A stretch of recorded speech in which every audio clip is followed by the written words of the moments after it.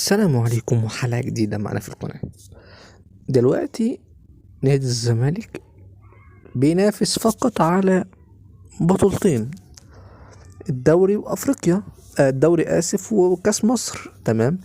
لكن الزمالك فقد كذا بطولة، فقد 4 بطولات حتى الآن، وهي بطولة كأس الرابطة، بطولة الكونفدرالية، ومش عارف بطولة ايه تاني كده فقد. بس هو فقد يعني بطولات كتير. تمام هو زي ما بقول لك كده.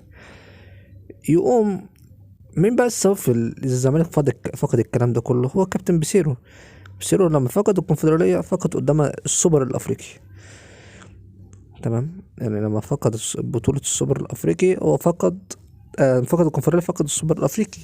ان هو انت هتلعبه وكده كده هتقابل البطل في دوري أبطال أفريقيا، فهو كده كده لسه ما ظهرش مين البطل، وانت كده كده لسه ما ظهرش مين البطل هناك منه.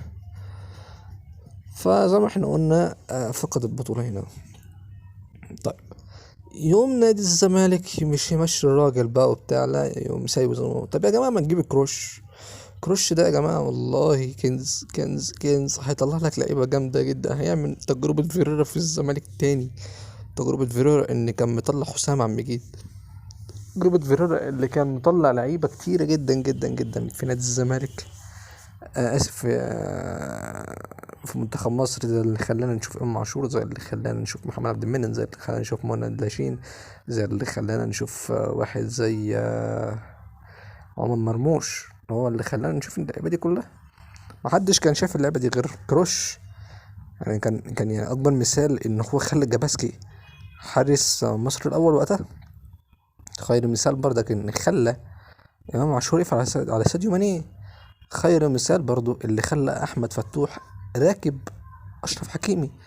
خير مثال برضو اللي خلى زي مين في نص محمد النني و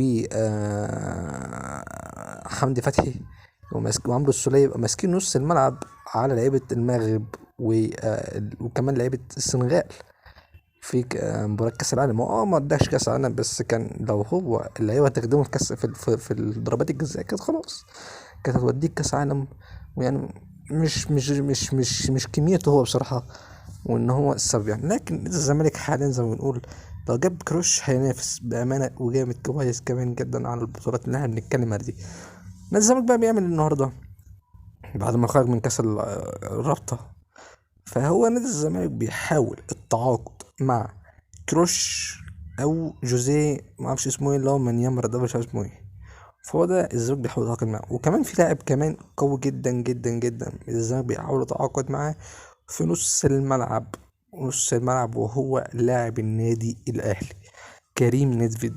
كريم نيدفيد الزمالك بيحاول يتعاقد معاه، والله ما اعرف ليه، ما اعرفش ليه الزمالك بيحاول يتعاقد مع كريم نيدفيد. يا جماعه ده كريم نيدفيد ما بيلعبش مع الاهلي اصلا، احنا رايحين نجيبه ليه؟ الراجل ده اخر مباراه لعبها كانت قدام الزمالك مباراة 15/4/2024 والزمالك كسبها.